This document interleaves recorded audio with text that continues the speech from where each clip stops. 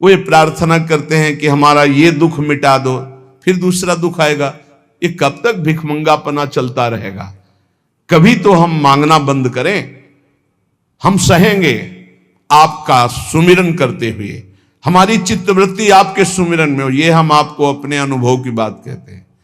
अगर प्रभु का, श्यामाजू का सुमिरन चल रहा है तो बड़े से बड़ा कष्ट कुछ नहीं बिगाड़ पाएगा। यह हमारी बात समझ लेना। नहीं किसी को केवल सूचना दे दी जाए रिपोर्ट में कि तुम्हारी किडनी फेल होने जा रही, फिर उसकी फोटो खींच लेना और प्रेमानंद की फोटो खींच के मिला लेना। ये बात समझ, ये हम अहंकार वाली बात नहीं कहते। ये श्यामाजू के चरणों के चिंतन में चित्तवृत्ति गुरु कृपा से लगने की बात को कहते।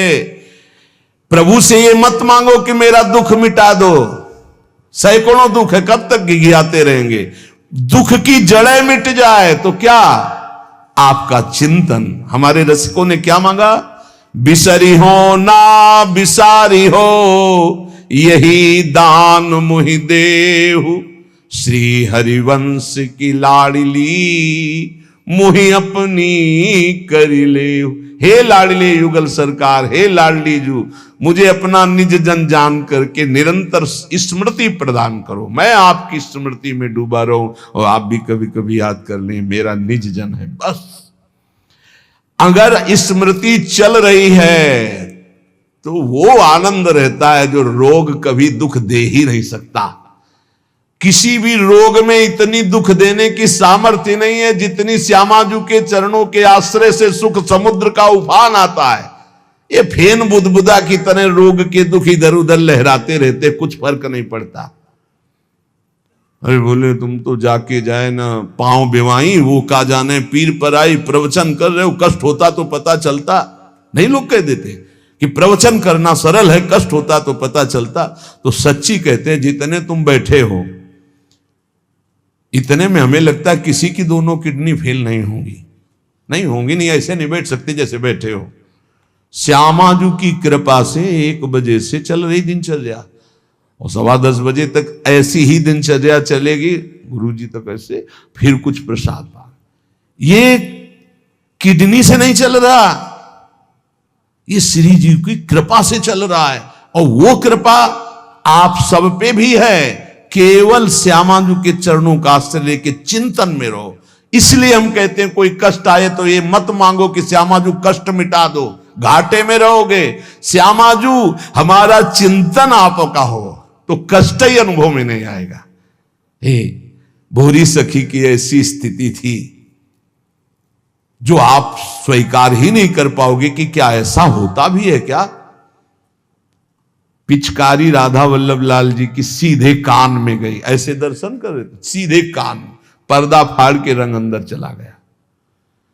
और वो अकिंचन महापुरुष, कभी किसी से कोई संपर्क नहीं। हा प्रियाजू, हा स्वामिनी, बस निरंतर तन मन के बिछुरे नहीं, चाह बढ़े दिन रैन, कबो संजोग न मा नहीं, देखें भरी भरी नयन। अब वो पानी वहां सड़ा, कीड़े पड़े, कान में एक चींटी छोड़ के देखो कैसा होता है। आपको अगर नृत्य ना आता हो ना और कान में चींटी छोड़ दे, अपने आप आ जाएगा नृत्य, वो अपने आप नाचना शुरू हो जाएगा। और उनके कान में कीड़ा पड़ गया। सेवा कुंज में दर्शन करने आते राधा वल्लभ जी के दर्शन, तो कीड़ा ऐसे, अरे बाबा आपके तो कीड़ा। और उस समय यहां वृंदावन में ऐसी कोई व्यवस्था विशेष नहीं थी, तो मथुरा ले जाओ ना कान है। जब बहुत प्रार्थना की गई, गुरुजनों ने, आचार्य जनों ने आदेश किया, ना बाबा तुम्हें जाना पड़ेगा, जैसी श्री जी की इच्छा। अस्पताल गए तो उनका इसका तो ऑपरेशन होगा,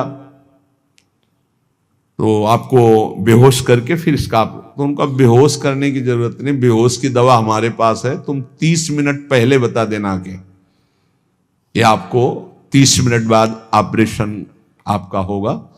बस वो हमारे पास दवा है बेहोश की, हम बेहोश हो जाएंगे, तुम्हें बेहोश का। अरे बोले बाबा बातों से नहीं होता, जब कान का ऑपरेशन, उनका आप आना 30 मिनट पहले बता देना। आए, बोले बाबा 30 मिनट बाद ऑपरेशन होगा। नमो नमो जय श्री हरिवंश, नमो नमो जय श्री हरिवंश, श्री हरिवंश, श्री हरिवंश, श्री हरि। नित्य विहार में स्थिति, शरीर शून्य, सहचरी स्वरूप में स्थित शरीर का भाव शून्य, खत्म। ऑपरेशन हुआ 30 मिनट बाद, घंटा 1.5 घंटा सब आश्चर्यचकित, पूरा डॉक्टर नर्स सब एकत्रित की क्या चीज है बाबा। कान का ऑपरेशन, जरा सा एक चींटी चली जाए तो हाहाकार मचने लगता है। 1.5 घंटे बाद ऑपरेशन, श्री हरिवंश नमो नमो जय श्री, हो गया ऑपरेशन। हाँ बाबा हो गया, उठे चल दिए। अलौकिक सामर्थ्य श्यामाजू के गोरे चरणारविंद की ठसक, ये बहुत छोटी बात, रोग दोष ये बहुत छोटी बात। स्पष्ट समझ लीजिए, हरिराम व्यास जी विशाखा सखी के अवतार, वो स्पष्ट कह रहे, प्यारी जू के चरणारविंद का आश्रय लेने वाले के ऊपर किसी भी ऋषि मुनि का शाप, दैहिक दैविक भौतिक ताप, त्रिभुवन में जितनी रोग सृष्टि हुई है, किसी भी रोग का प्रभाव, किसी भी महत पाप का प्रभाव उसके ऊपर नहीं पड़ता। साप ताप रोग शोक दारुण दुख हारी, लाल इष्ट दुष्ट दवन कुंज भवन चारी, श्री राधा प्यारी के चरणार बिंद शीतल सुखदाई, कोटि चंद मंद करत नख बिद जुन्हाई। ऐसे हमारी प्यारी जू के चरणार बिंद, अद्भुत प्रभाव, अद्भुत प्रभाव। एक निष्ठा हृदय में बस होनी चाहिए, यहां बस अनन्यता की मांग है, हमारी प्रियाजू की अनन्यता, गोरे चरणारविंद की ठसक। तो बोले चतुर जग में बड़ो कहिए, जो श्यामा श्याम के रंग रंगिए, वही चतुर है जो अपने को श्यामा श्याम के रंग में रंग लिया। और ताप तन मन की जू सहिए, तन के रोग और मन की समस्याएं, रहीमन मन की मन व्यथा रखिए मन में, वो सुनिठ ले हैं लोग सब बांट न ले है को, ये गांठ बांध लो, अपनी समस्या किसी से मत कहिए। अगर बहुत प्रेमी जन है तो वो दुख पाएगा, बांट तो लेगा नहीं, और अगर प्रेमी नहीं तो उपहास करेगा, तुम्हारा भाव बिगड़ेगा। किसी से मत कहिए। दिल दे दिया दिलवर श्यामाजू को, वो जाने। मन में जलन है तो सह रहे, तन में जलन है तो सह रहे। तन मन की ताप तपन जो सहिए, कैसे सह जाओगे? बोले सदा हरि के ही गुण गइए। जब परेशानी हो उठाओ मंजीरा, शुरू करो चतुरासी जी का गायन। फिर देखो, आज तो जुवती तेरो बदन आनंद भर्यो, गाते गाते तेरा वदन आनंद में भर जाएगा, देखना गा के। ये अनुभव की बात कहते हैं। भारी से भारी समस्या को ऐसे नष्ट कर देना, ये प्रियालाल के गुण गायन का प्रभाव देखा है। गुण गायन का भारी से भारी समस्या का समाधान ऐसे। आप विश्वास केवल कीजिए, हित धू जो विश्वास है तबे सुधरे। जहां नाम बाणी वहां श्याम श्यामा, और जहां श्याम श्यामा तो समस्या नहीं, कोई समस्या नहीं। जगत में जीव हरि प्यारे, सबन के आप रखवारे। समस्त जीवों को भगवान प्यार करते हैं, लेकिन दुर्भाग्य है कि ये जीव समझ नहीं पा रहा कि भगवान प्यार करते हैं। वो भगवान को भूल करके यहां तक कि नास्तिकता छा गई। बड़ी विचित्र, कोई महापुरुषों के वचनों के रहस्यों को नहीं समझ पाता है। अलग अलग बातों में ऐसे फंसे कि सब बातों की बात तक पहुंच ही नहीं पाते हैं। भगवान निराकार भी हैं, भगवान साकार भी हैं, भगवान सब में भरे हैं, तो भगवान सबसे परे हैं। जो सबसे परे हैं वही सब में भरे हैं, बस समझ लो। ऐसी नास्तिकता छा रही, पापाचरण करते हुए भगवान को अशुद्ध शब्दों से समदेव ही है। वासना वासुदेवस्य वासितम भुवनत्रयम् सर्वभूत निवासोस्मि वासुदेव नमोस्तुते। जो वासुदेव अपने आप से अपने आप को बनाता है। कुछ लोगों का रहता है कि भगवान रक्षा क्यों नहीं करते, ऐसा क्यों नहीं करते, यहां ये हत्या हो रही, वहां वो मार काट हो रही। तुम सुना नहीं? उसकी 3 लीलाएं नहीं, तुम्हारी पसंद से होगा। एक लीला में वो सृजन करता है, तो दूसरे में पालन करता है, तो तीसरे में विनाश करता है। तीनों जरूरी हैं।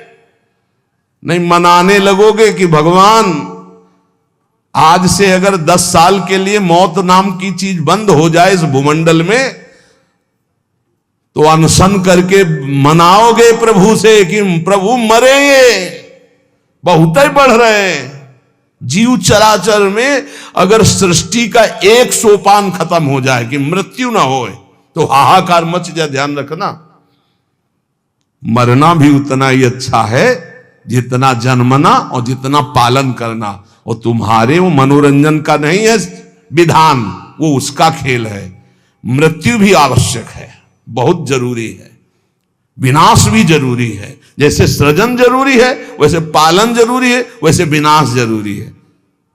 नहीं बताओ, कैंसर हो गया, वो सड़ रहा है, मार परेशान है, बोले मरना ही नहीं है, अब तो उसकी बड़ी समस्या है। अरे मरेगा तो नया शरीर प्राप्त करेगा। कोई प्यार नहीं करता, कोई प्यार नहीं करता। जिस दिन तुम बिस्तर में लग जाओगे, सब प्रार्थना करेंगे जल चढ़ा के भगवान से, इनको उठा लो। और अगर थोड़ा भी काम लायक हो, फिर भगवान को कोसेंगे, वैसे भगवान को मनाएंगी। मृत्यु भी बहुत जरूरी है, सच्ची मानना। तुमसे हृदय से बात कहते हैं, मृत्यु बहुत जरूरी है। आप अज्ञान के कारण बुरा मानते हैं कि भगवान ऐसा।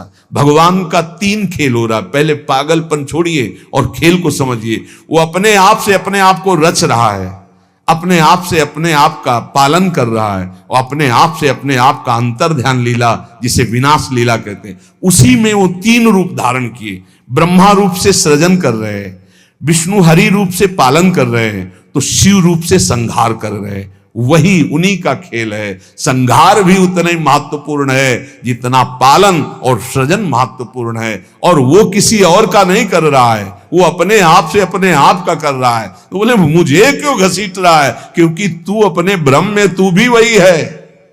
ये ना जानने के कारण तू अपने को, और सच्ची मानिए एक और आनंद की बात, कि ये सब विनाश का विनाश हो रहा है। जिसका सृजन हो रहा है उसी का पालन हो रहा है, उसी का विनाश हो रहा है। तेरा ना सृजन हुआ है, तू ब्रह्मा का बनाया हुआ नहीं है। ब्रह्मा का बनाया हुआ ये 3 शरीर है, स्थूल सूक्ष्म कारण। ब्रह्मा का बनाया हुआ ये 3 लोक। लेकिन ब्रह्मा को जिसने बनाया उसी का तू अंश है। तू कोई कृति नहीं है किसी की, तू किसी की कृति नहीं है। कृति में फंस गया है, बस इसलिए तू हाहाकार मचा रहा है। मैं बीमार, मैं मरा, मैं जवान, मैं सुंदर, मैं जन्मा। तू अजन्मा, नित्य आनंद अविनाशी। अब यही समझना है यार, सत्संग का मतलब यही समझ। एक बार समझ गए तो फिर रोना क्या, जब जाग गए तो फिर सोना क्या, समझ गए तो रोना क्या, मिट जाएगा ये जन्म जन्म का रोना। तेरा विनाश करने में कोई भी समर्थ नहीं है, स्वयं भगवान भी, सुदर्शन भी। सुदर्शन भी कृति का विनाश करेगा, तेरा नहीं, क्योंकि तू किसी की रचना नहीं। सुदर्शन जी भी रचना का विनाश करते हैं। बोले शिशुपाल की ये गर्दन कटी, शिशुपाल कटा क्या? जो शिशुपाल था अंदर, वो तो दिव्य तेजोमय होकर श्री कृष्ण में समा गया। सुदर्शन जी ने स्पर्श भी नहीं किया उसका, क्योंकि जो सुदर्शन वही वो। सुदर्शन जी कुछ नहीं कर सकते उसका। किसका?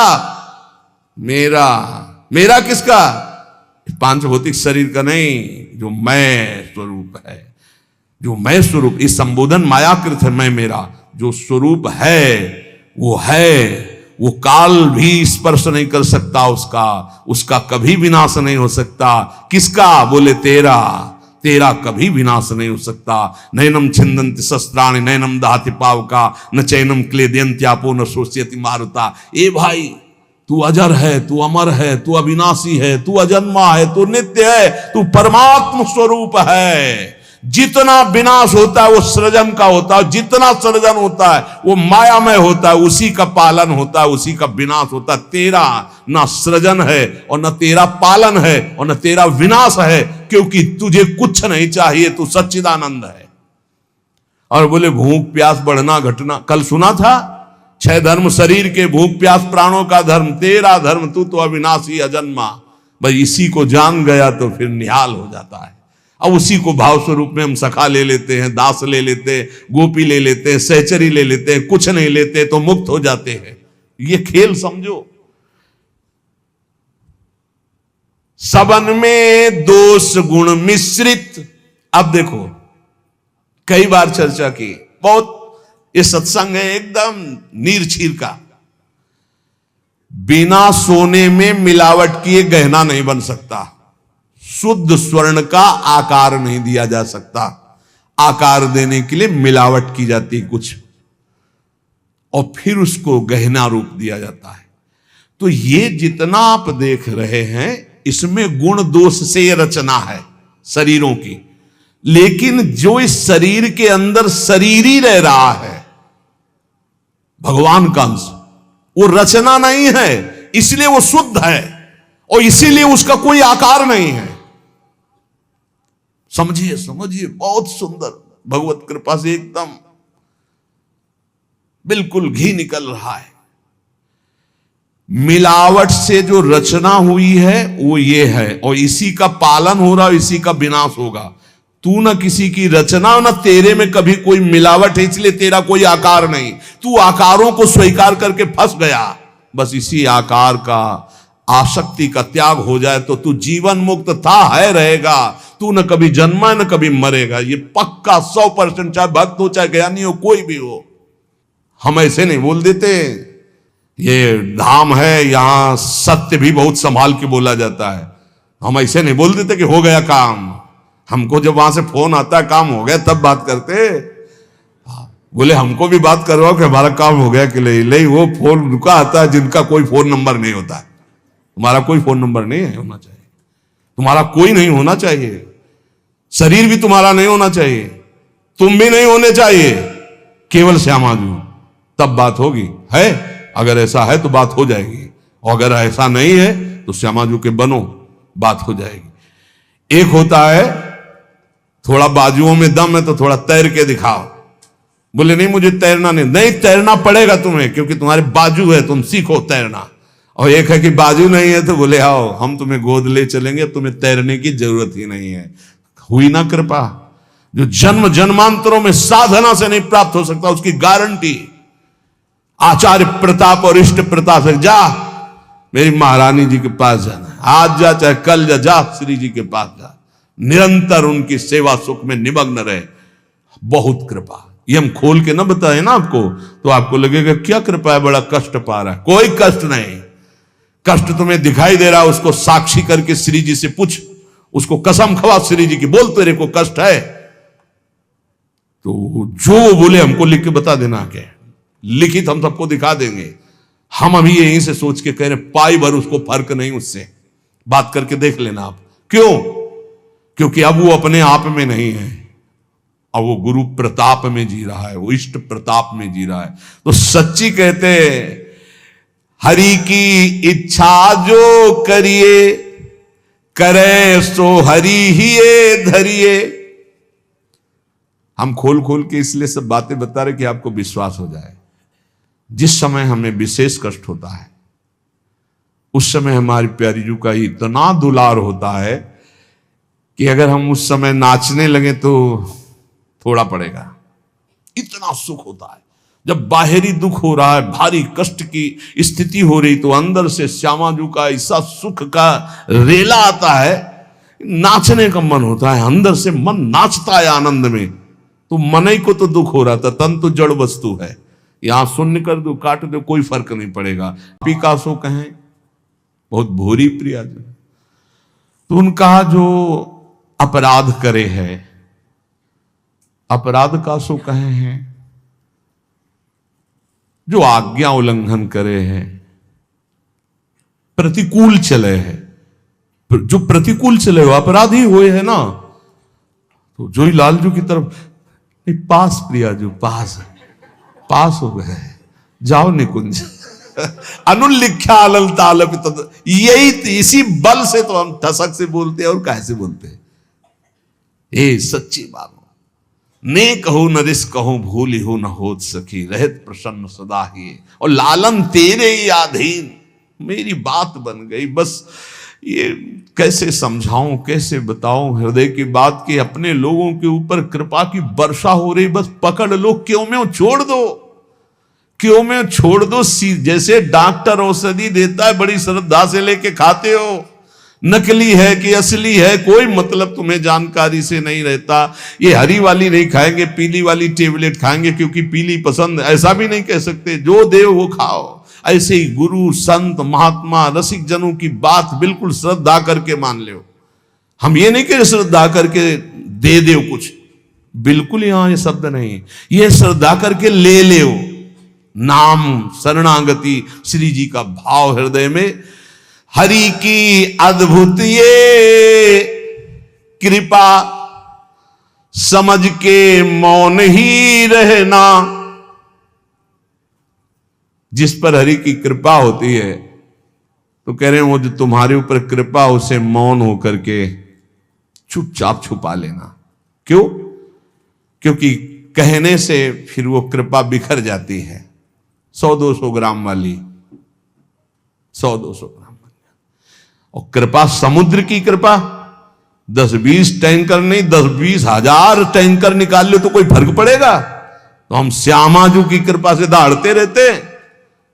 ये जो लिखा है समझ के मौन ही रहना, हम श्यामाजू रूपी कृपा बल से चल रहे। श्यामाजू का अगाध कृपा समुद्र है, इसमें फर्क नहीं पड़ने वाला। हरिवंश भरोसे भय निडर नित गरजत हरिवंश बल, नित गरजत हरिवंश बल। उनके बल से गरजते, मेरे बल से वृंदावन रानी। करावे सोई बस करना, चरण की शरण में रहना। सबही में बुद्धि बल धरता, अशुभ सब नाम निज हरता। माधुरी तेरो है करता, सदा रे संग निज भरता। हमारा भरतार, हमारा प्रीतम सदैव हमारे साथ रहता है। हमारे में बुद्धि बल का आधान वही किए हुए है। इसलिए निरंतर श्यामाजू की शरण में रहना। हर समय हर स्थिति में ये अनुभव करते रहो, मैं श्यामाजू की शरण में हूं। फिर आपसे सच्ची कहते हैं, ये ना समझो कि आराधना शब्द को नहीं जानते, साधना शब्द को नहीं जानते, ब्रह्म शब्द को नहीं जानते, वेदांत नहीं जानते, या भगवान को नहीं जानते।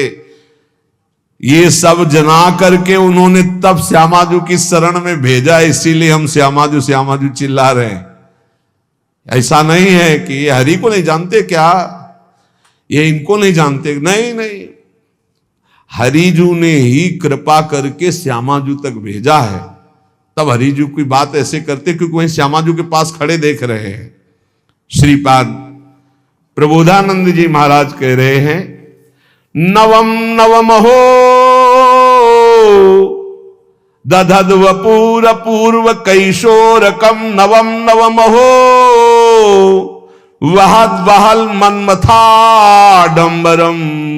नवम नवम हो दुहत सुख महाब्दिमाली दृशाम। दृशाहम पिकिम पिवाम्यभय धाम वृंदावने। क्षणाक्षर दुपागमम क्षणातेव वर्षागमम। क्षणात् सुरभि वैभवम क्षणत एव चान्यर ऋतुम। जिनका स्वरूप तो नवनवायमान है प्रियाजू, और जिनका लावण्य अपूर्व है लालजू। नवम नवम रूप और नवम नवम लावण्य श्री प्रिया लाल का, और नवम नवम लीला, प्रेम की अद्भुत लीलाएं, और नवम नवम सखियों के नेत्रों का भाव। जहां ऐसा महासुख सागर बरस रहा है, ऐसे वृंदावन धाम का आश्रय लो, ऐसे वृंदावन धाम का वास स्वीकार करो, जहां क्षण में शरद ऋतु, अभी एक क्षण में शरद ऋतु थी, क्षण तेव वर्षागमम, दूसरे क्षण में वर्षा ऋतु, क्षणत सुरभि वैभवम, दूसरे क्षण में बसंत ऋतु, अगले क्षण में ग्रीष्म ऋतु। जहां प्रिया प्रीतम को सुख पहुंचाने के लिए क्षण क्षण में ऋतुएं बदल बदल करके सुख संपादन कर रही है, जहां नवम नवम रूप, नवम नवम लीला, नवम नवम वन की शोभा, नवम नवम ऋतुएं, वहां नवम नवम सुख की वर्षा हो रही है। ऐसे दिव्य चिदानंद वृंदावन का रसास्वादन करने के लिए अय भाई, ये जन्म तू वृंदावन को दे दे।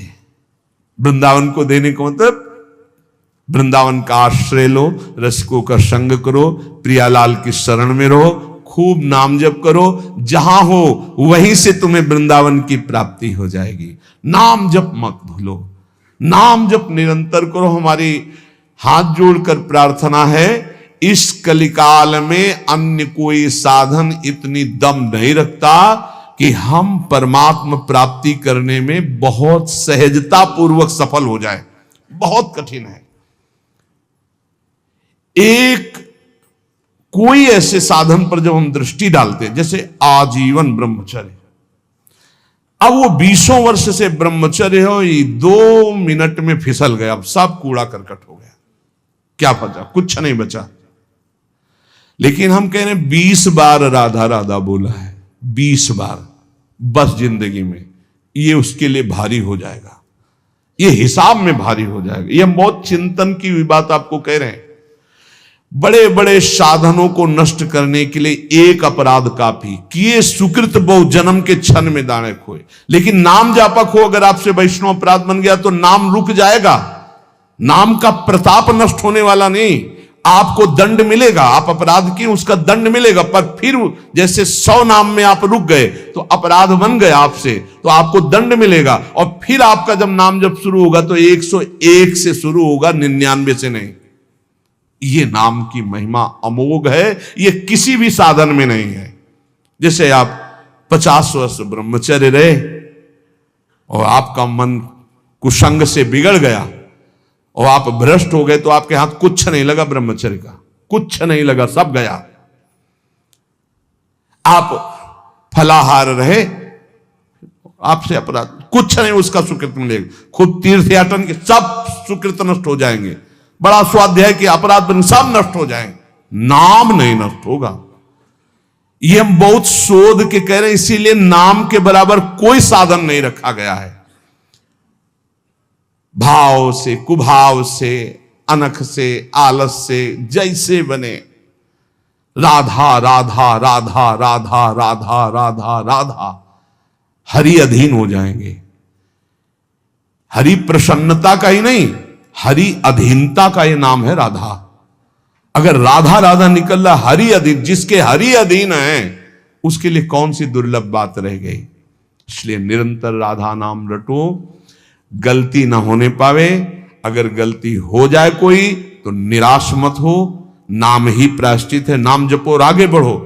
उसके चिंतन में, क्रिया में तो समय नष्ट किया, उसके चिंतन में समय नष्ट मत करो। राधा राधा राधा, वो भस्म हो जाएगा, आगे बढ़ो। नाम का आश्रय लेकर पाप का बढ़ावा मत दीजिए, नाम का आश्रय भगवत प्रेम के लिए। पर यदि कोई गलती हो जाती तो कोई और प्रायश्चित करने की जरूरत नहीं, नाम ही उसको भस्म कर दे। खूब नाम जप करो, ये जीवन नाम रूपी धन से खूब धनी बनने के लोग।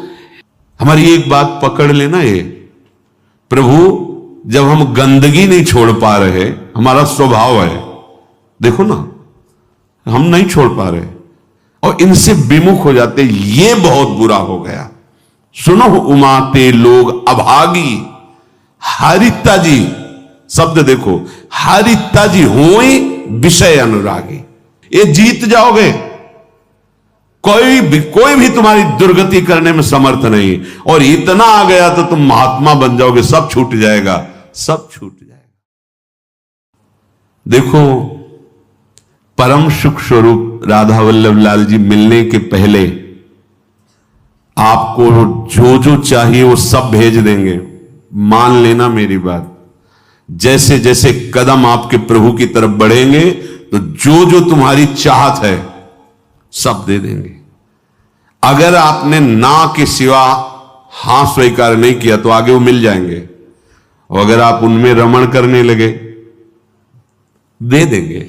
जो इच्छा करी हो मन माही, हरि प्रसाद कछ दे, जाओ भोगो।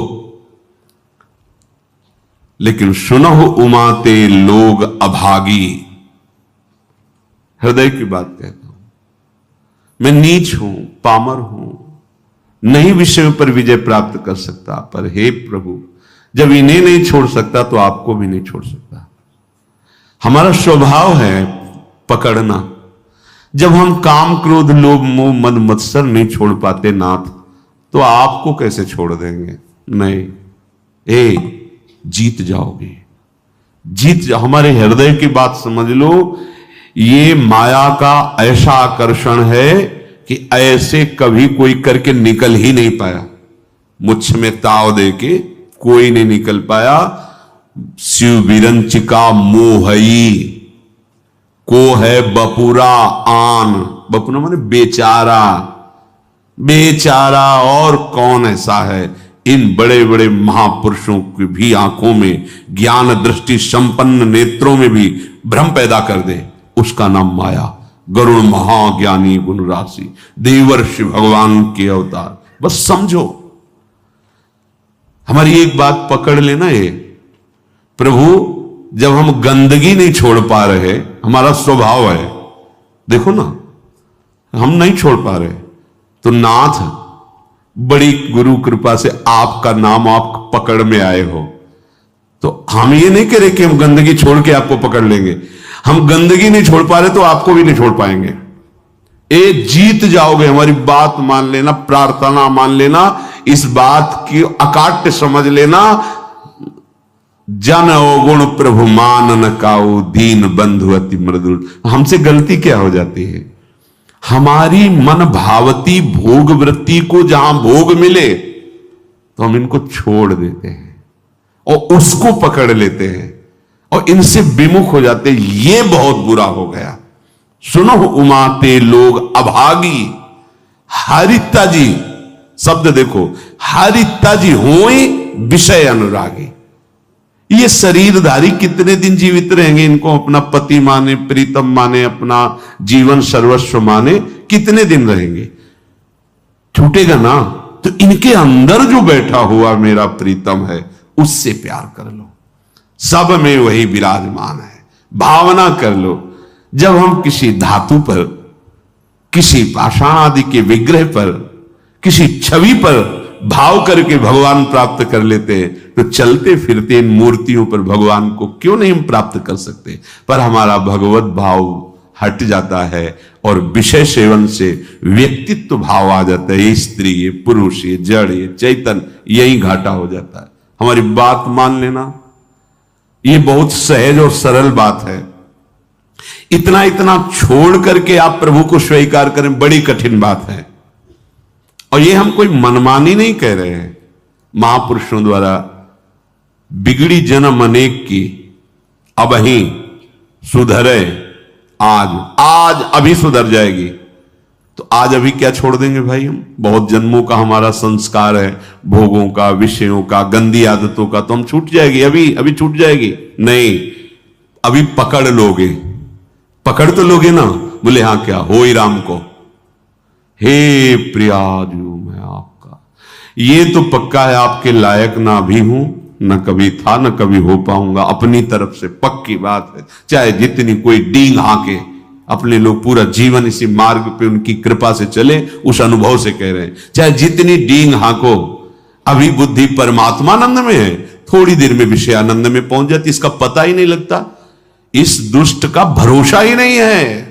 भरोसा तो प्रियाजू के चरणों का है कि वो अपने चरण चिन्ह अंकुश से हमारे मन को फंसाए हुए अगर वो छोड़ दे तो अभी खेल कर दे संसार का। बहुत विचित्र है, बहुत विचित्र। निज अनुभव ये कहो खगेसा।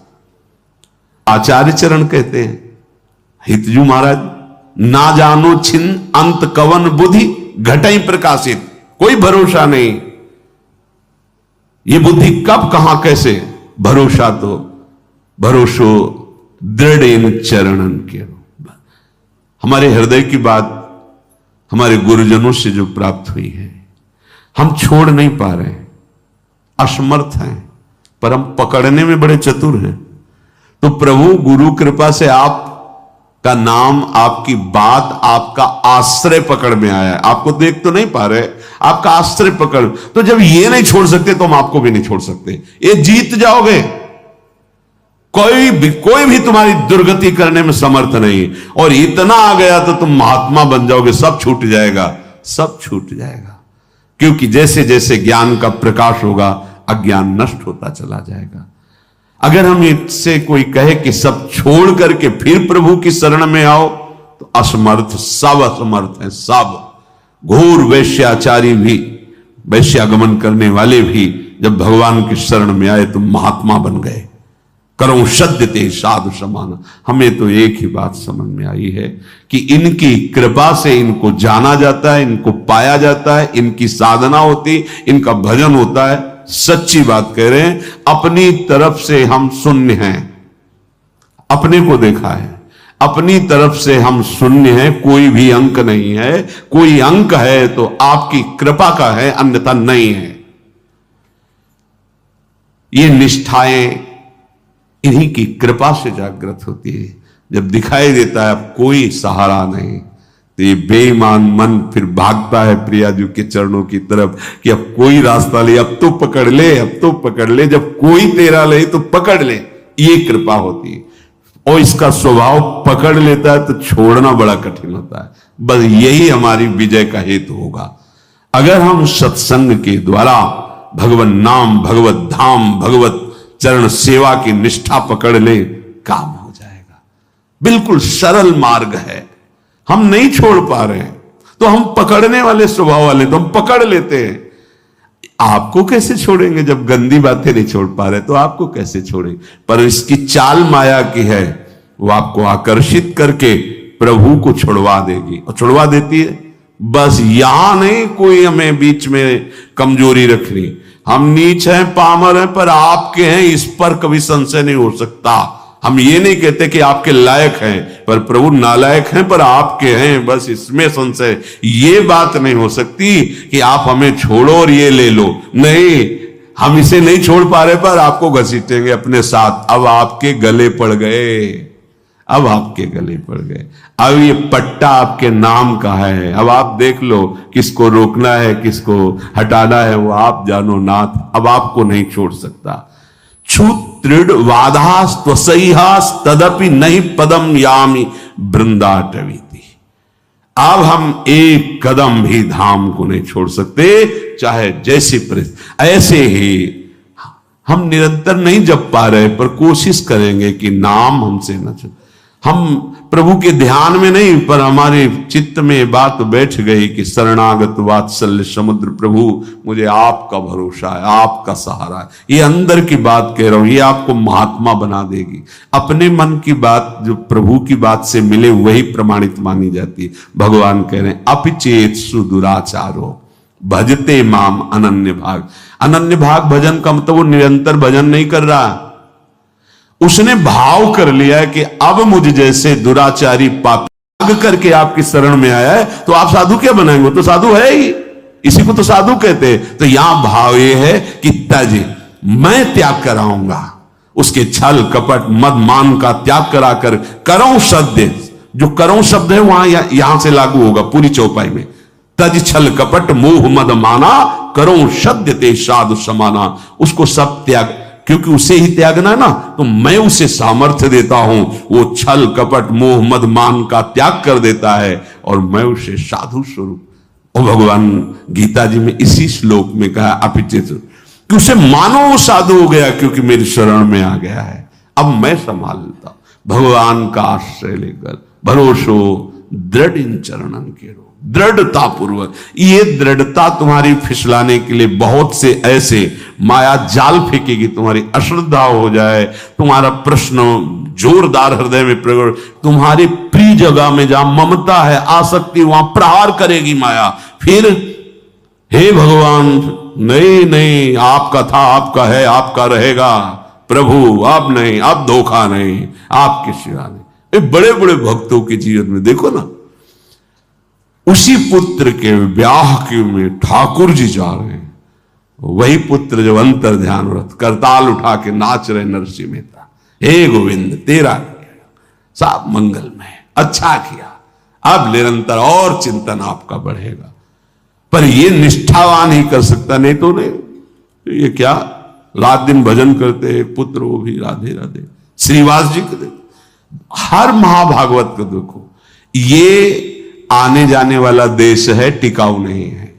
ये परिवर्तनशील नाशवान शरीर है, अविनाशी नहीं है। यहां जितना खेल है बस होश में खेल लो, इस खेल से मुक्त हो जाओ।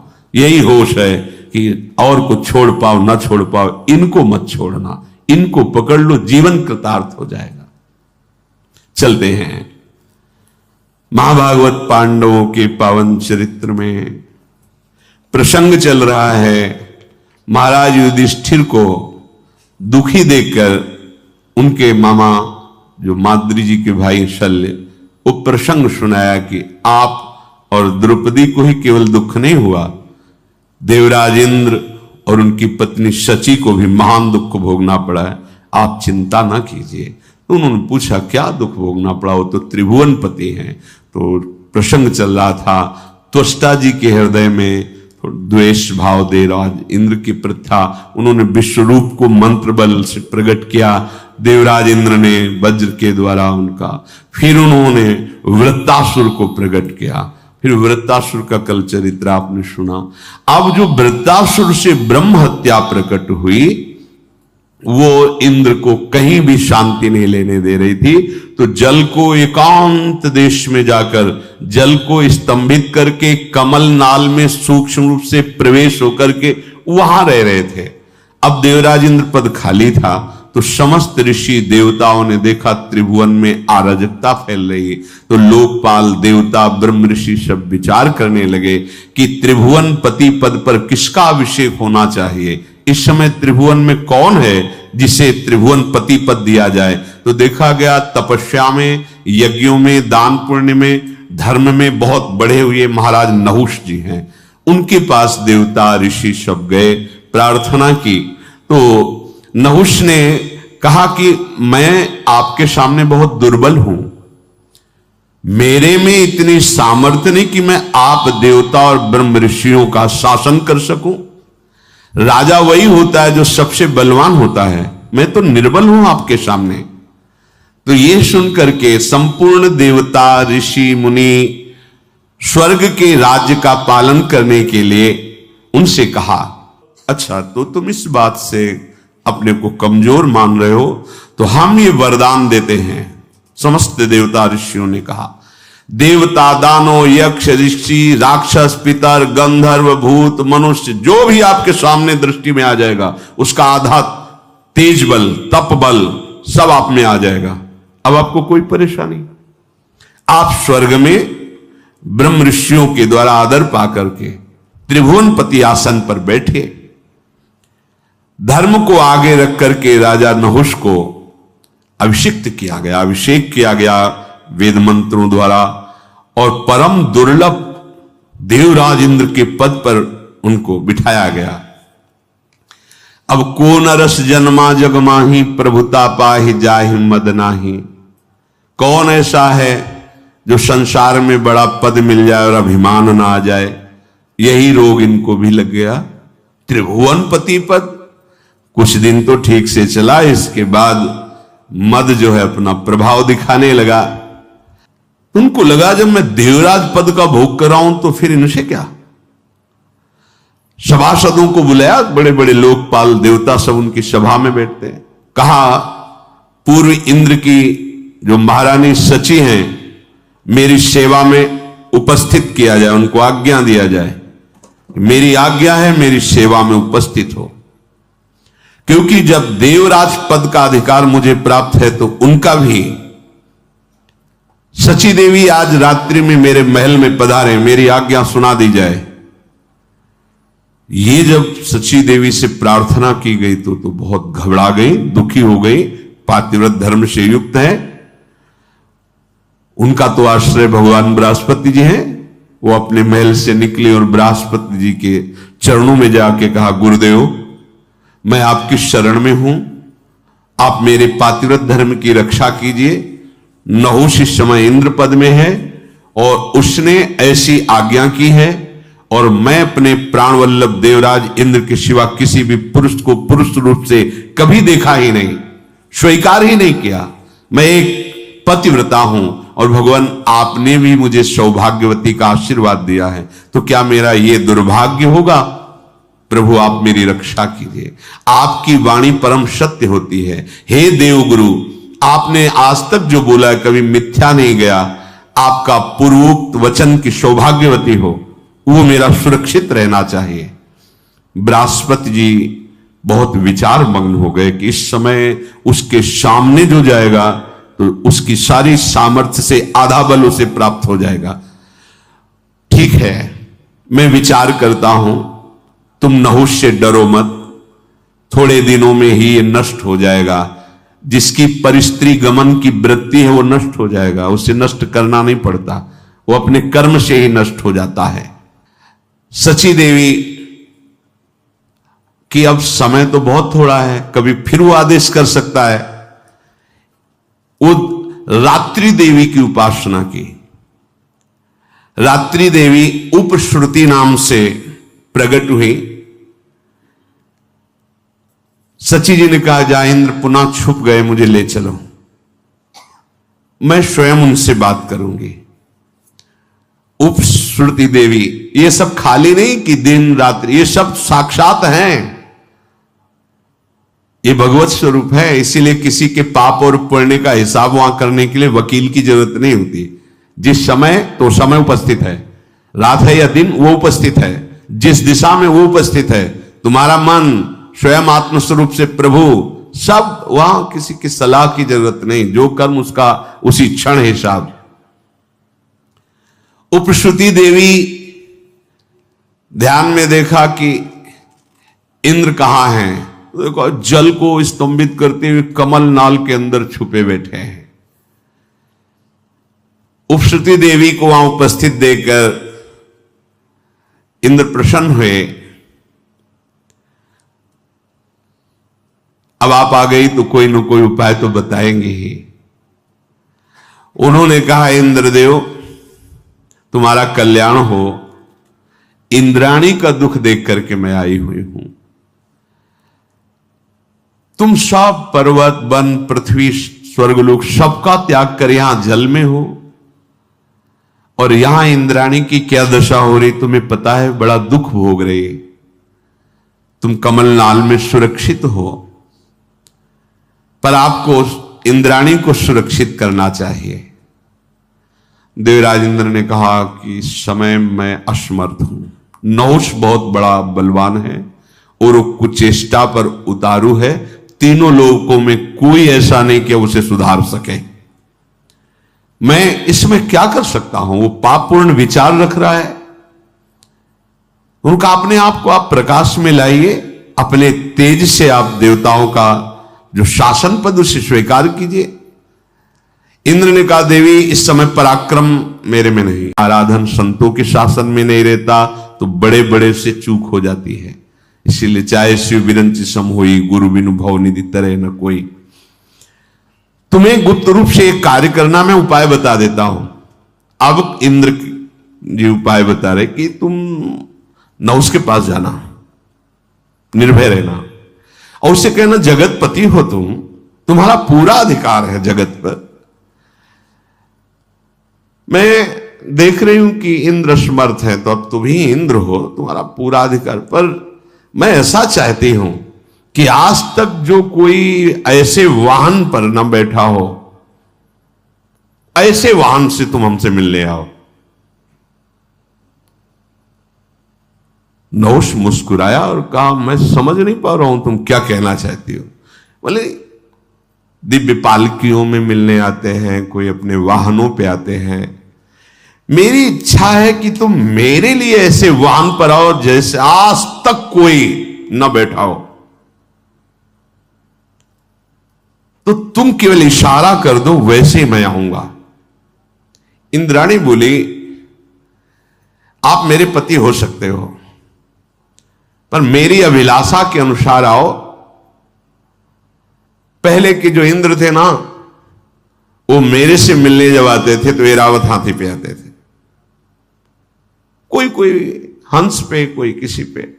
पर मेरी इच्छा है कि भगवान विष्णु तक जिस वाहन पे न बैठे हो ऐसे वाहन पर बैठ कर आओ, क्योंकि आप तो बहुत बलवान हैं। प्रसन्न हो गया नहुस, बोलो तुम। बोले आज तक ऋषियों की पालकी में बैठ के कोई नहीं चला त्रिभुवन में। ये जो सप्त ऋषि हैं ये पालकी पे हो और आप बैठ के आए, फिर मैं आपका स्वागत करूंगी। देवराज इंद्र ने बताया था ये ऐसा तुम करो, बस मैं आपको स्वीकार करती हूं। उसने कहा ये कौन सी बात है साहब, मेरे आदेश के अंतर्गत है। भूल गया, ये भारी अपराध करने जा रहा है। मेरे सामने कोई भी ऋषि ठहर नहीं सकता, क्योंकि उसकी आदि तपस्या बल मेरे पे आ जाता है। मैं जो आदेश करूंगा सब करेंगे। तुम जाओ अपने भवन में और मैं सप्त ऋषियों की पालकी पे आ रहा हूं। कितना बड़ा अपराध! जो जगत बंदनी महापुरुष है, जिन्हीं के आशीर्वाद से इंद्रासन पद पे बैठा था, बुद्धि भ्रष्ट हो गई। ये देखो, जब परिस्त्री गमन किया जाता है तो बुद्धि का निर्णय गलत हो जाता है। बुद्धि बिगड़ गई, बुद्धि का बिगड़ जाना ही नाश है। कामा संजायते क्रोधा, क्रोधा स्मृति विभ्रमा, स्मृति भ्रंशात बुद्धिनाशो, और बुद्धिनाशात प्रणश्यति। बुद्धि का नाश ही सर्वनाश कहा जाता है। देवी मैं तो तुम्हारा दास हूं, तुम जो आज्ञा करोगी वही करूंगा। सुंदर मुख वाली सची बाहर से मुस्कुराते हुए अंदर से कि अब तेरा नाश निश्चित है, क्योंकि जिन ऋषियों का चरणामृत इंद्र को भी पावन करता है, उन ऋषियों की पालकी पे बैठते ही तेरे सारे सुकृत नष्ट हो जाएंगे। जो मां नहीं मात पिता नहीं देवा, साधुन सन करवावें सेवा, जिनके ये आचरण भवानी ते निश्चर समझानो प्राणी। हाँ, बहुत संभल कर संत महात्माओं के पास जाना चाहिए, बहुत संभल के, दैन्यता से। सारा सुकृत नष्ट हो जाएगा। अगर आप बैठ नहीं पाते तो खड़े रहो, 1 सेकंड में नमस्कार करो, निकल जाओ। बैठने की जरूरत है, वो तुम्हारे लिए कुर्सी लाके रखेंगे, तुम हो क्या? बस यही जहां भूल हो जाती है ना कि मैं अमुक पद में हूं, डालो कुर्सी डालो, तो डाल देंगे, भगवान के दास हैं। आसन बिछा देंगे, तुम्हारे आगे झुक जाएंगे, पर तुम जिनके बल पर पदाधीश बने थे वो पुण्य तुम्हारे नष्ट हो जाएंगे, खोखले हो जाओगे। आए थे बलवान बनने के लिए, गए निर्बल होकर के। इसीलिए बहुत बहुत सावधान। महाराज दुष्यंत जब कर्ण जी के आश्रम में जा रहे तो हमने पढ़ा, उसमें नंगे पैर छत्र हटा के, शीश की पाग हटाकर, एक केवल अंगरक्षक, वो भी प्रधान गेट तक वहीं छोड़ दिया, अकेले दैन्य भाव से, दीन होकर, राज चक्रवर्ती पोशाक पे नहीं, दीन होकर। ऐसे महापुरुषों द्वारा दिए हुए आसन को प्रणाम करके हट के बिना आसन के बैठना चाहिए। अगर उनके दिए आसन पर बैठ गए, क्षमता तुम्हारी नहीं है, तो सारे सुकृत नष्ट हो जाएंगे। जैसे देवती जी, मनु जी, शतरूपा जी जब करदम जी के आश्रम पर गए तो 3 आसन बिछाए। सम्राट पद पर भगवत स्वरूप हैं महाराज, आसन को प्रणाम किया, बैठे। शत्रुपा जी पर देहूति जी ने आसन को प्रणाम कर खाली आसन पे बैठी। देख लिया बुद्धि प्रवीण है, हमारी अर्धांगिनी पद के अधिकारी है। संत महात्माओं का स्वरूप बड़ा दैन्य होता है। वहां यह सावधानी रखनी चाहिए कि उनके द्वारा कोई हमारी परिचर्या नहीं होनी चाहिए। हम गए हैं उनका कृपा प्रसाद लेने, अब वो खड़े, आपको कुर्सी चाहिए? हाँ जी। अब वो विरक्त संत कुर्सी उठा के ला रहा है, आपको बैठा रहा है। आप ठीक है, आपका कमर ठीक नहीं, टांग ठीक नहीं, एक बार एक दर्शन की बस हम बैठ रहे हैं, हम सुन लेंगे यूट्यूब में, आपके सामने नहीं बैठ जा रहे हैं। या हम कष्ट से कि सीढ़ी में नीचे बैठ जाते हैं, सुन लेते हैं। नहीं, अगर बैठने लायक हो बैठ जाओ, नहीं खड़े दर्शन करो, चले जाओ, जरूरत नहीं है। उनके द्वारा दी हुई सेवा तुम्हारे सुकृत नष्ट कर देगी। पर वो जब बुद्धि प्रवीण नहीं होती तो फंस जाती है। हम देखते हैं गुरुजनों के सामने आसन पे नहीं, आसन उनसे श्रेष्ठ हो, तप में भजन में, तो भी प्रणाम करके आसन को माथे से प्रणाम, फिर बैठा जाता है। ऋषि मुनि संत महात्मा इनके पास उनके दिए हुए आसनों को हटा दिया जाता है, समेट के रख दिया जाता है। उनका तो स्वभाव सम्मान, हम इसके योग्य नहीं। दैन्यता, कमा के चले जाओगे, लेके चले जाओ, नहीं तो गंवा के चले जाओगे। यही देवराज इंद्र ने विचार करके कहा, जाओ सप्तऋषियों की पालकी में वो आए, ऐसे उसको प्रेरणा करो। अब इसने आज्ञा की, जिसमें बड़े बड़े महापुरुष हैं, पूरी सृष्टि का संचालन उनके तप से होता है। बृहस्पति जी के घर पे इंद्राणी, और दुष्टात्मा नहुष तो एकदम बावरा हो गया, समझ ही नहीं पाया कि मेरे नाश की बात हो रही है। बहुत होश में रहना चाहिए। फोन कर दिया, गाड़ी भिजवा रहे हैं, उनके लिए वीआईपी व्यवस्था, खान, ये तुम्हारा पतन करवा देगा। एक जगह तो अहंकार नष्ट होना चाहिए तुम्हारा। संत गुरुदेव के सामने तो तुम्हारा अहंकार नष्ट, कोई पदवी तुम्हारी नहीं। अगर पद में देखो तो अखिल कोटि ब्रह्मांडों के स्वामी का दासत्व पद है, वो परम पद पे आरूढ़ महापुरुष। तुम्हारा पद क्या है? 4 दिन की चांदनी फिर अंधेरी रात, कर लो मनमानी। वो अगर दैन्यता से झुक रहे हैं, तुम्हारे मंगल के लिए झुक रहे, नहीं, वो परम पद में विराजमान है। अखिल लोक चूड़ामणि अनंतेश्वरों के स्वामी भगवान के वो ऐसे दास हैं कि अजित भगवान उनके अधीन हैं। वो ये न समझो कि भिखारी है, साधु महात्मा है, कुछ दे ले लिया और अपनी पोजीशन, पहले आके अपनी पोजीशन, हम अमुक पद पे हैं, अमुक पद। तुम क्या पद में हो? हम परम पद के दासत्व से युक्त होकर तुम्हें वहीं ले जाने के लिए भगवान ने हमारे पास भेजा है, उसी परम पद का परिचय। तो दैन्य, अगर दैन्य नहीं तो कुछ नहीं। हम तो चरणामृत उतार के पिएंगे आपका, क्योंकि चरणों में श्री हरि का वास है, उनका धोवन हम पिएंगे। लेकिन आपका क्या होगा? आपकी स्थिति कहां है? सब खो के जाओगे और सोचोगे साधु दर्शन के बाद अशांति कैसी, ये कैसे विघ्न उपस्थित हो रहे हैं, क्योंकि खो दिए सब। लेने जाने वाले को बहुत सावधान, अपनी झोली मजबूत रखो और दृष्टि, कोई सेवा, कोई दोष ना होने पावे और कोई सेवा उनकी स्वीकार न करो। वो तो करेंगे सेवा, आप स्वीकार, बहुत चरणामृत प्रसाद और उनकी चरण रज माथे पे। नहुष से चूक हो गई, सप्त ऋषियों को पालकी में जोतने का आदेश कर दिया। बस जीवन में ध्यान रहे, आगे का चरित्र तो फिर सुनेंगे। जीवन में ध्यान रहे, कभी ऐसी हमारी बुद्धि भ्रष्ट ना हो जाए कि जो जिनके द्वारा हमारा परम मंगल होना है, उनके द्वारा हमारा अहंकार पुष्ट होने लगे। इस पर सावधान हो जाना। अगर गुरुजन तुम्हारी प्रशंसा करने लगे तो एकांत में तुम्हें रोना चाहिए, जलना चाहिए कि कोई अपराध बन गया। अरे नहीं नहीं नहीं, जिनकी वाणी और कृपा दृष्टि से मेरा अहंकार नष्ट होना चाहिए। अब आप हो तो कहते, अरे इज्जत चली जाएगी, बाबा जी को खवाने से क्या इज्जत है? बरातियों को खवाएंगे तो इज्जत बनेगी। ये किसकी? देहाभिमानियों की। और अपनी इज्जत क्या है? श्यामा श्याम। अगर रसिकों को पवाएंगे तो हमारी इज्जत बन जाएगी, श्यामा श्याम प्रसन्न हो जाएंगे। तो श्यामा श्याम प्रसन्न हो जाएंगे, बराती भूखे रहेंगे? ऐसा कैसे हो सकता है? ऐसा हो ही नहीं सकता है। हरिराम व्यास जी के, अब उनके लिए तो कोई रोक नहीं, उन्हीं की बेटी का तो ब्याह है। जो भंडारे में सब जमा थे, लड्डू गुलाब जामुन ये वो, भर भर के अमनिया, ले जाओ ले जाओ। अब ब्रजवासी संत जन सबको बांट दिया, पर जितना भंडारा था उतना ही बना रहा। कर तुम अकर तुम अन्यथा कर तुम सर्व समर्था सा ईश्वरा। तुम प्रभु के लिए समर्पित हो तो तुम्हारे यहां हानि कैसे हो सकती है कि हम भाई ठाकुर सेवा में समय देंगे तो हमारा काम बिगड़ जाएगा, ठाकुर जी के भोग राग की बात करेंगे तो पैसों की कमी हो जाएगी। पक्की मूढ़ता है, ये ऐसा व्यापार है ठाकुर सेवा संत सेवा।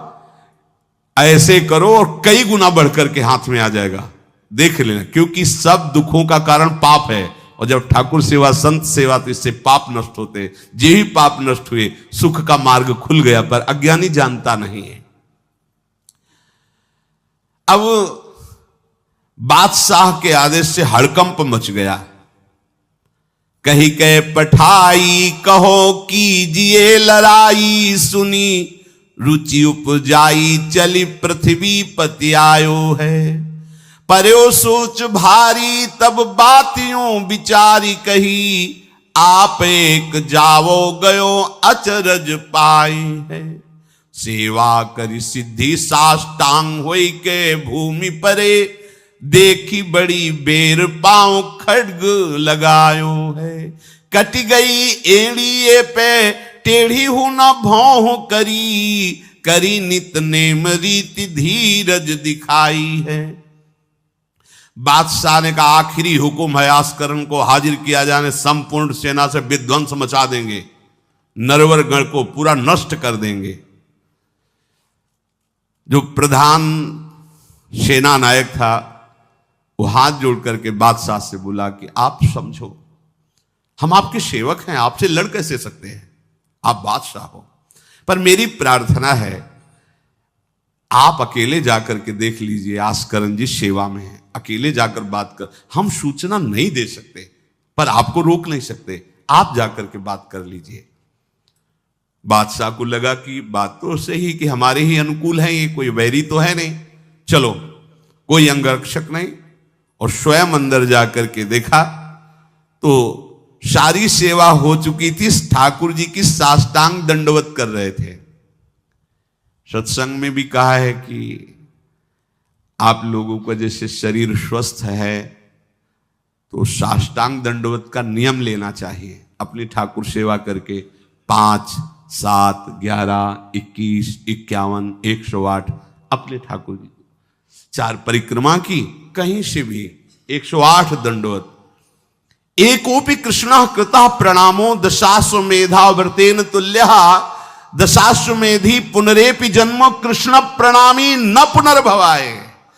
ये भीष्म जी बोल रहे हैं, एक बार हमारे श्री कृष्ण को कोई साष्टांग दंडवत कर दे, 10 अश्वमेध यज्ञ का फल अवभृत स्नान का उसे प्राप्त होता है, पर 10 ये अश्वमेध यज्ञ करने वाला पुनर्जन्म को प्राप्त होता है, पर एक बार श्री कृष्ण को साष्टांग प्रणाम करने वाला पुनर्जन्म को प्राप्त। दशाश्वमेधी पुनरेपि जन्म कृष्ण प्रणामी न पुनर्भवाए। अपने पास तो भगवत प्राप्ति के लिए बहुत से अस्त्र हैं, केवल नियम पूर्वक प्रयोग करो, माया का प्रवाह बंद हो जाएगा।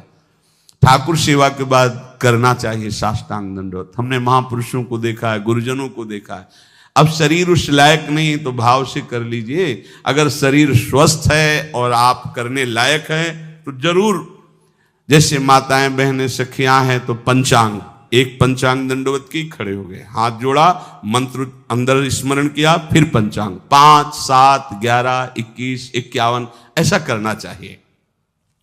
आस्करण जी भगवत सेवा करके साष्टांग दंडवत कर रहे थे नियम पूर्वक। अब ये तो पता चल गया कि कोई आया है, पर ना नजर दी, ना बात की, ना रुके, उठे साष्टांग दंडवत, फिर उठे, फिर साष्टांग दंडवत। बादशाह खड़ा देखता रहा, ये तो ना हमारी तरफ देख रहे हैं ना बोल रहे हैं। बहुत देर हो गई, चुपचाप, पद का अभिमान होता है। अब वो बादशाह ठहरा, खींची तलवार, म्यान से निकाली और जब ये साष्टांग हुए तो मारा ऐसे तो एड़ी उड़ गई, कट गई एड़ी आस्करण जी की। लेकिन आस्करण जी ने ना दंडवत रोकी, ना मुड़ करके देखा, खून की धार बह रही। निष्ठा देखिए, यह है अनन्य भक्ति की निष्ठा। नहीं कहा कि अब रुक गए, कुछ नहीं, वैसे ही खड़े हुए, फिर साष्टांग दंडवत, फिर खड़े, खून से लथपथ हो रहे, कोई कष्ट का अनुभव नहीं दिखा रहे कि आओ कहे या पीछे मुड़ करके देखे। अब तो धैर्य छूट गया बादशाह की, ये मेरे से तो अपराध बन गया, ये कोई नाटक नहीं कर रहे, ये तो सच्ची में महान भागवत है।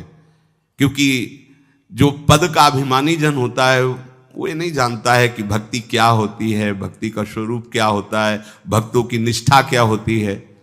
उनको तो लगता है कि मैं अमुक पदाधिकारी हूं, मैं इतना, तो ये बाबा जी लोग भीख मांगने वाले, इनके आगे क्या जमीन में बैठे, हमारे लिए कुर्सी की व्यवस्था नहीं होगी क्या?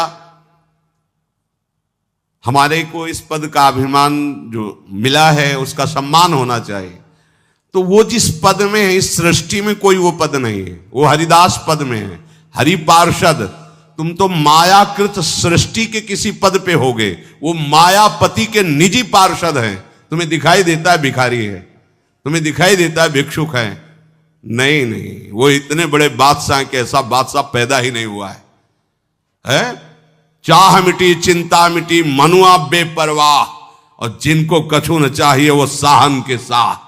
नरपति सुरपति लोकपति जिनके भावे घास, जिनके भावे घास, रहे परमानंद में तज सब ही की आस। गर्दन उतार दोगे अगर हरि का विधान होगा तो शरीर ही नष्ट होगा, नहीं तो हमें छू भी नहीं सकते, हमारे स्वरूप को नहीं छू सकते।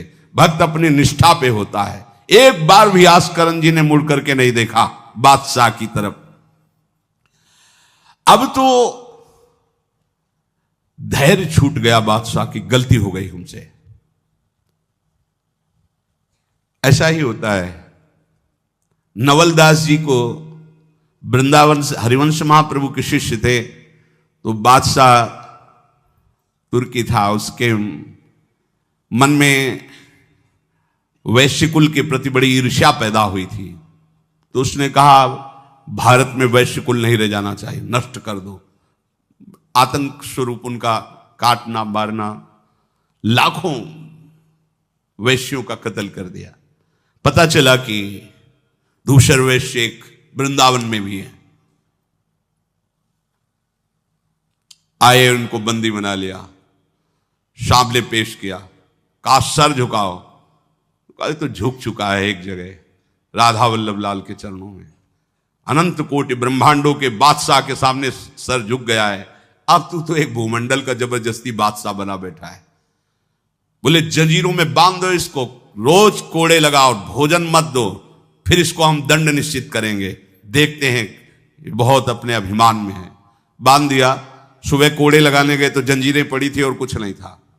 फिर खोजा तो वृंदावन में राधा वल्लभ जी के दर्शन के, फिर बांध के ले गए। अरे बोले तेरी जंजीरें क्या मुझे रोक सकती है, जब माया की जंजीरें नहीं रोक पाई तो तेरी जंजीरें क्या रोकी। तू लाख बार बंधवा, मुझे नहीं रोक सकता है। आखिरकार चरणों में झुका, उनका बंद करवाए नरसंहार। तेरे इस नरसंहार से कुछ नहीं होने वाला, तू शांति से रह, ये ऐसे उपद्रव करना बंद कर।